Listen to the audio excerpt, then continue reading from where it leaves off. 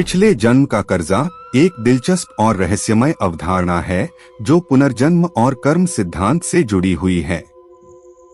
इसका मतलब यह है कि किसी व्यक्ति ने अपने पिछले जन्म में जो भी कर्म किए उनका प्रभाव इस जन्म में उसकी जिंदगी पर पड़ता है। इसका अर्थ और व्याख्या। एक अधूरे वादे और रिश्ते। अगर पिछले जन्म में किसी ने किसी से कोई वादा किया था लेकिन उसे पूरा नहीं कर पाया तो उस अधूरे वादे का कर्ज इस जन्म में पूरा करने का अवसर मिलता है। दो अचानक सुख दुख। कभी कभी बिना किसी स्पष्ट कारण के किसी को बहुत ज्यादा सुख या दुख मिलता है। इसे पिछले जन्म के अच्छे या बुरे कर्मों का परिणाम माना जाता है। 3 किसी से गहरा संबंध। जब हम पहली बार किसी से मिलते हैं लेकिन ऐसा लगता है कि हम उसे पहले से जानते हैं तो इसे पिछले जन्म के रिश्ते और उनके कर्ज से जोड़ा जाता है। 4 जीवन में संघर्ष। कुछ लोग जन्म से ही कठिनाइयों में होते हैं जबकि कुछ को बिना मेहनत के बहुत कुछ मिल जाता है। यह भी पिछले जन्म के कर्मों का परिणाम माना जाता है। इस पर आधारित एक छोटी हॉरर स्टोरी। पिछले जन्म का कर्जा। रवि को अक्सर अजीब सपने आते थे। एक अंधेरी हवेली, एक औरत की चीख और एक पुरानी लाल किताब। सपनों में वह खुद को एक जमींदार के रूप में देखता था जो गरीबों पर अत्याचार करता था। एक दिन उसे अपने गांव के एक वीरान हिस्से में वही हवेली दिखी जो उसने सपनों में देखी थी। जिज्ञासा में वह अंदर गया। जैसे ही उसने हवेली में कदम रखा दरवाजे अपने आप बंद हो गए। अचानक एक परछाई उसके सामने प्रकट हुई, वही औरत जो उसके सपनों में चीखती थी। उसकी आंखों में जलती हुई नफरत थी। तूने मुझे पिछले जन्म में जलाया था, अब तेरा कर्ज उतारने का समय आ गया है। रवि की चीखें हवेली में गूंज उठीं और अगली सुबह गांव वालों ने हवेली में उसकी राख के अलावा कुछ नहीं पाया। क्या आपके साथ भी कभी ऐसा अनुभव हुआ है जब आपको लगा हो कि कोई रिश्ता या घटना पिछले जन्म से जुड़ी हो? रवि की रहस्यमय मौत के बाद गांव में डर का माहौल बन गया। कुछ लोगों का मानना था कि वह हवेली श्रापित थी तो कुछ इसे महज एक दुर्घटना मान रहे थे। लेकिन रवि की बहन सुमन इस घटना को लेकर संतुष्ट नहीं थी। उसे यकीन था कि उसके भाई की मौत के पीछे कोई गहरा राज छुपा है। रहस्य की खोज। सुमन ने रवि की पुरानी डायरी पढ़नी शुरू की जिसमें उसने अपने अजीब सपनों का जिक्र किया था। सपनों में जमींदार, जलती हुई हवेली और लाल किताब का जिक्र बार बार आ रहा था। यह लाल किताब ही इस रहस्य की कुंजी हो सकती थी। वह हवेली की तरफ बढ़ी जहां अब भी अजीब सन्नाटा पसरा हुआ था। अंदर पहुंचते ही उसे पुराने फर्श पर जली हुई लकड़ियों के बीच कुछ लाल रंग के पन्ने दिखे। यह वही किताब थी, भूतिया सच्चाई का पर्दाफाश। जैसे ही सुमन ने किताब खोली, हवा अचानक तेज चलने लगी और एक छायामय आकृति उसके सामने प्रकट हुई, वही औरत। उसकी आंखों में बदले की आग थी। रवि ने पिछले जन्म में जो किया उसकी सजा उसे मिल गई। औरत की कर्कश आवाज गूंजी, लेकिन कर्ज अभी बाकी है। सुमन डर से कांपने लगी पर उसने हिम्मत जुटाई और पूछा, तुम्हारा बदला पूरा हो चुका है, फिर अब क्या बाकी है? औरत की आंखों में आंसू आ गए। मेरा बदला तब पूरा होगा जब मेरे परिवार को न्याय मिलेगा। जमींदार ने मुझे और मेरे बच्चों को जलाकर मार दिया था। मेरे बच्चों की आत्माएं अब भी इस हवेली में कैद हैं। मुक्ति का रास्ता। सुमन ने गांव के बुजुर्गों से चर्चा की और पता चला कि उस जमींदार ने सच में एक औरत और उसके बच्चों को जिंदा जला दिया था। उन्होंने मिलकर एक पूजा रखी और उन आत्माओं की शांति के लिए प्रार्थना की। धीरे धीरे हवेली की डरावनी आहटें बंद हो गईं और गांव में फिर से शांति आ गई। लेकिन क्या सच में कहानी खत्म हो गई थी? रवि की डायरी के आखिरी पन्ने में एक अधूरा वाक्य था। अगर मैंने पाप किया था तो मैं अकेला नहीं था। जमींदार के और भी वारिस थे। तो क्या यह श्राप अभी पूरी तरह खत्म नहीं हुआ? क्या कर्ज अभी बाकी है? गांव में शांति लौट आई थी, लेकिन सुमन के मन में सवाल बाकी थे। अगर जमींदार अकेला दोषी नहीं था, तो क्या अब भी कोई और उस कर्ज को चुकाने वाला था? रवि की डायरी में एक और नाम लिखा था, संदीप चौधरी। सुमन ने गांव के बुजुर्गों से पूछताछ की तो पता चला कि संदीप चौधरी गांव के ठाकुर परिवार से था, जिसका अतीत भी जमींदार के खून से जुड़ा था। नई मुसीबत की आहट। संदीप को जब इस सब के बारे में बताया गया तो वह हंस पड़ा। भूत प्रेत जैसी चीजें सिर्फ कहानियों में होती हैं, मैं इन सब पर यकीन नहीं करता। लेकिन उसी रात संदीप के घर से जोर जोर से चीखें सुनाई दी। गांव वाले जब वहां पहुंचे तो देखा कि संदीप बेहोश पड़ा था और दीवारों पर खून से लिखा था, कर्ज अभी बाकी है। संदीप को होश आने पर उसने बताया कि उसने एक डरावना सपना देखा था, एक औरत जो जल रही थी और उसके चारों ओर कई बच्चे खड़े थे, उनकी आंखों से खून टपक रहा था। रहस्य और गहराया। सुमन को अब यकीन हो गया कि आत्माएं सिर्फ रवि से बदला लेने नहीं आई थीं, बल्कि वे उन सभी लोगों से हिसाब मांग रही थीं, जो कभी जमींदार के अत्याचारों में शामिल थे। सुमन ने फैसला किया कि इस राज को पूरी तरह से खत्म करने के लिए उसे गांव की सबसे पुरानी हवेली में जाना होगा, जहां जमींदार की आत्मा अब भी कैद हो सकती थी। अंतिम टकराव। अगली रात सुमन, संदीप और गांव के कुछ लोग मशाले लेकर हवेली पहुंचे। जैसे ही वे अंदर गए, दरवाजे अपने आप बंद हो गए। एक तेज ठंडी हवा चली और कमरे में हल्की लाल रोशनी फैल गई। अचानक जमीन हिलने लगी और फर्श के नीचे से जमींदार की आत्मा प्रकट हुई। उसका चेहरा विकृत था, आंखों में दहकती आग थी। उसने गुस्से से चीखते हुए कहा, मुझे जलाने वाले अब भी जिंदा हैं, कर्ज अब भी बाकी है। संदीप डर से पीछे हट गया, लेकिन सुमन ने हिम्मत दिखाते हुए पूछा, तुम बदला क्यों चाहते हो? तुमने खुद ही इतने लोगों को मारा था। जमींदार हंसा, मैंने जितना अत्याचार किया उसकी सजा मुझे मिली, लेकिन जिन लोगों ने मेरी मौत की साजिश रची वे अब भी जिंदा हैं। असली अपराधी कौन? सुमन ने गांव के सबसे बुजुर्ग व्यक्ति से पूछा और तब एक चौंकाने वाला सच सामने आया। जमींदार को गांव के कुछ लोगों ने मिलकर जलाया था, क्योंकि वे खुद उसकी जगह लेना चाहते थे। अब सवाल यह था कि क्या वे असली अपराधी अब भी जिंदा थे? अगर हां, तो क्या जमींदार की आत्मा उन्हें मारने आएगी, या फिर सुमन को कोई और रास्ता निकालना होगा? हवेली में जमींदार की आत्मा दहाड़ रही थी।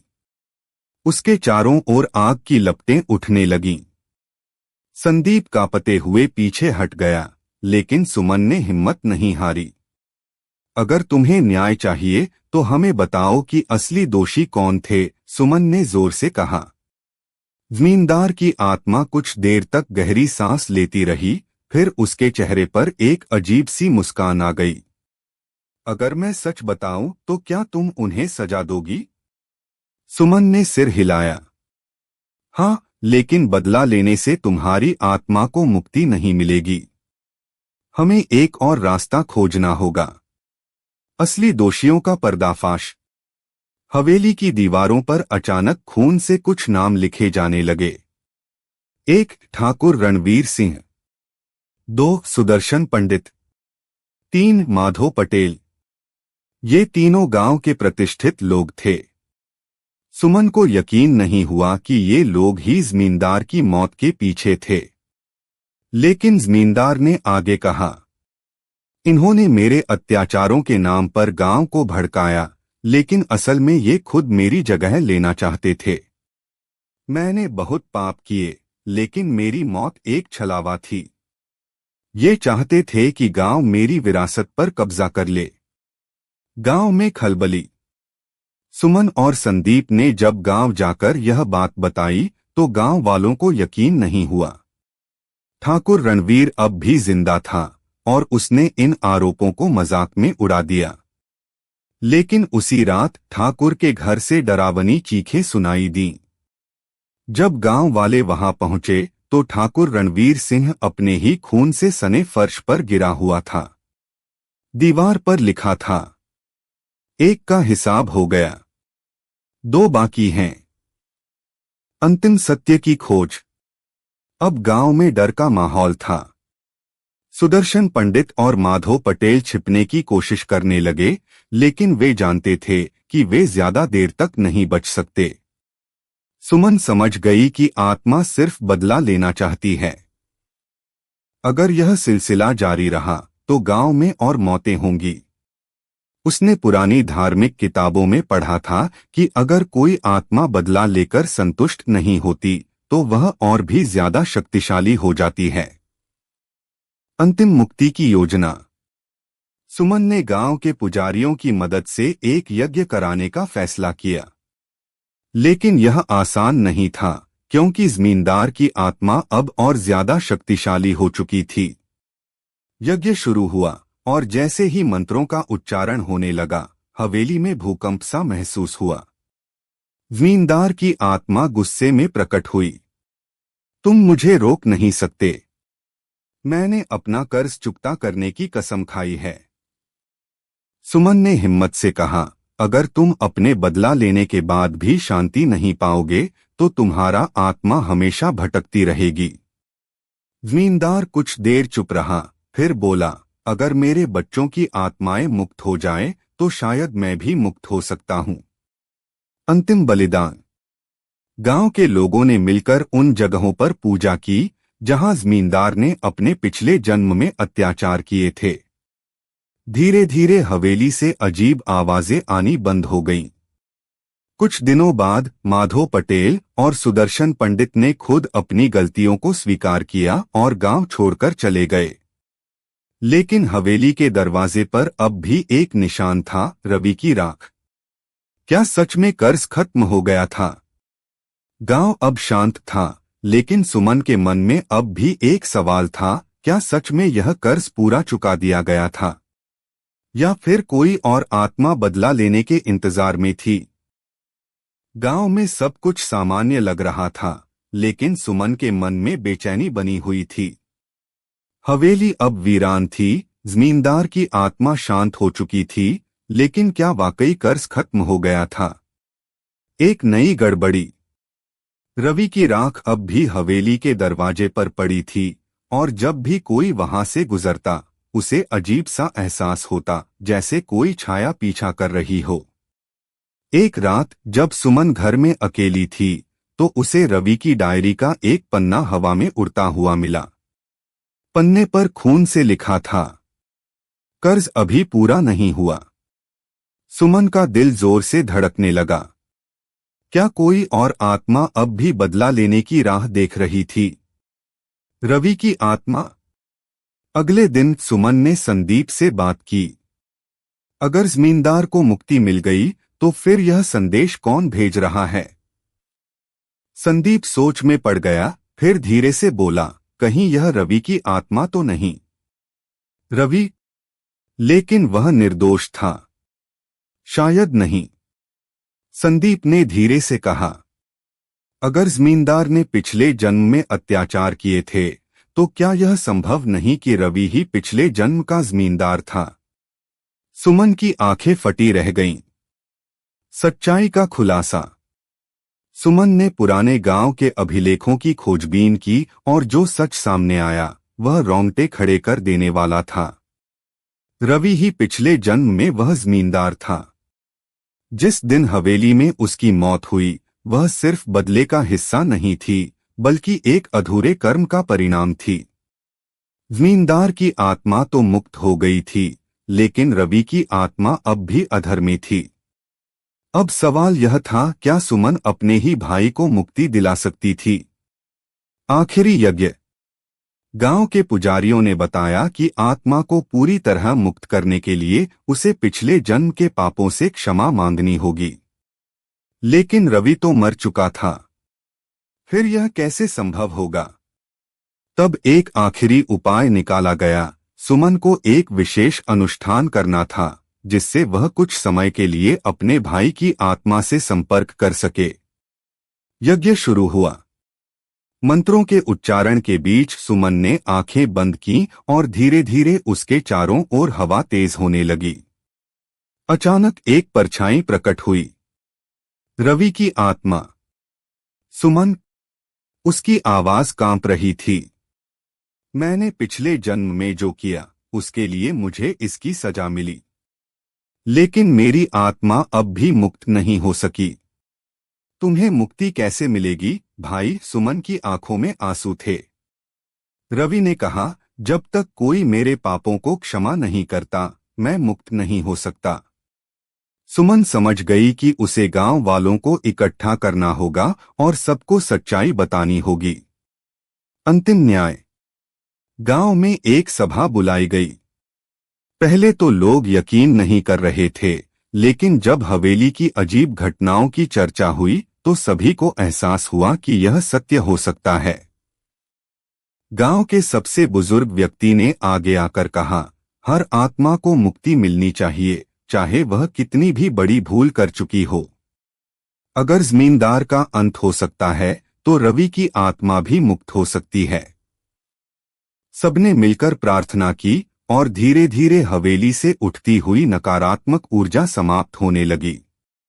सुमन ने हवा में महसूस किया जैसे कोई हल्का स्पर्श हुआ हो, और फिर दूर से रवि की आवाज आई, धन्यवाद बहन, अब मैं मुक्त हूं। क्या यह सच में अंत था? गांव अब शांति में था।